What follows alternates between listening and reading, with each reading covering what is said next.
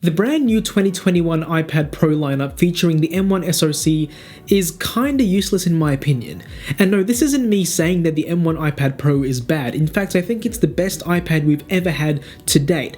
But the M1 chip is kind of lost potential, especially with iPadOS and the state of the iPad in early 2021. Personally, I'm a massive fan of Apple's injection of the M1 SoC into the iPad Pro that we already know and love, because it really shows that Apple isn't just talking the talk, but also walking the walk in terms of making the iPad Pro a true computer replacement. I mean, think about it. What better way is there to show that the iPad Pro is a true laptop replacement than taking the M1 chip out of the Apple Silicon MacBook Air and 13-inch MacBook Pro and just shoving it into the iPad Pro like it was meant to be? Actually, wait, I have an answer for that, because it's not just taking the iPad Pro and turning it into a touchscreen MacBook of our wildest dreams, but actually making it a MacBook in terms of both hardware and software, because right now the iPad isn't limited by hardware, it's limited by software. Look, I don't know if this is a hot take, but I'm gonna say it anyway. This is my 2018 12.9-inch iPad Pro, and more importantly, it's running Apple's A12X Bionic chip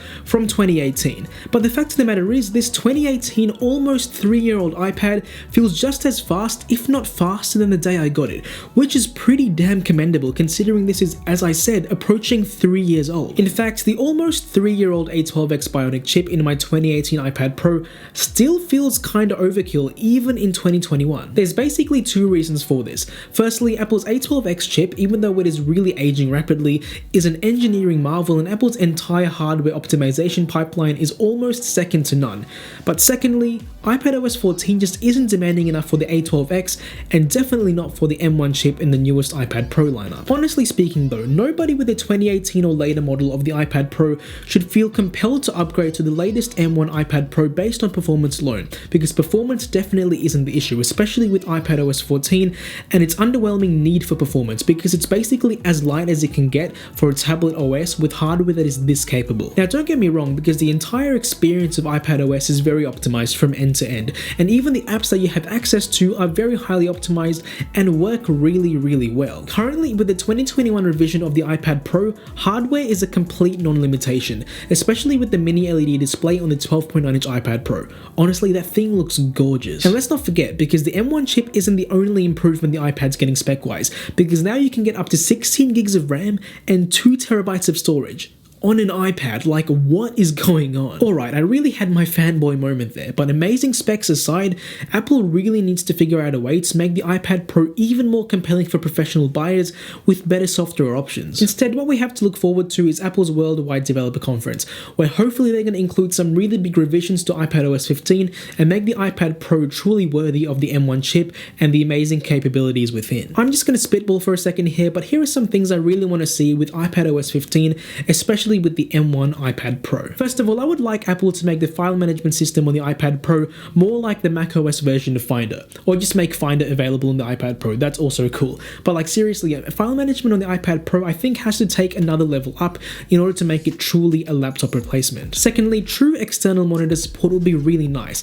because right now when you plug an iPad Pro into a monitor, what happens is the entire display just scales to an iPad aspect ratio, so you lose a whole bunch of screen real estate on the sides, and the entire experience is a little bit clunky. This would come in really useful, especially on the M1 iPad Pro with its Thunderbolt connectivity with the USB-C port, because right now external monitor support is kind of dry. Thirdly and finally, this is I think the biggest request, but just like you can run iOS apps on M1 Macs, I would really love for the M1 iPad Pro to run Mac apps through iPadOS. That would be actually insane. I mean, think about it, there really shouldn't be a reason why this couldn't be a thing, because the M1 chip is literally a Mac chip and it's in the iPad, so I don't really think it will be that difficult for Apple to just make Mac apps work on the iPad natively. And look, Apple's probably not going to do this because this is only second to the option of actually running macOS natively on the iPad to begin with, and as we all know, Apple's probably not going to do that. But the fact of the matter is, even having the option to have some Pro apps from the Mac, such as Logic or Final Cut, available on the iPad Pro, even with the M1 chip as an exclusive,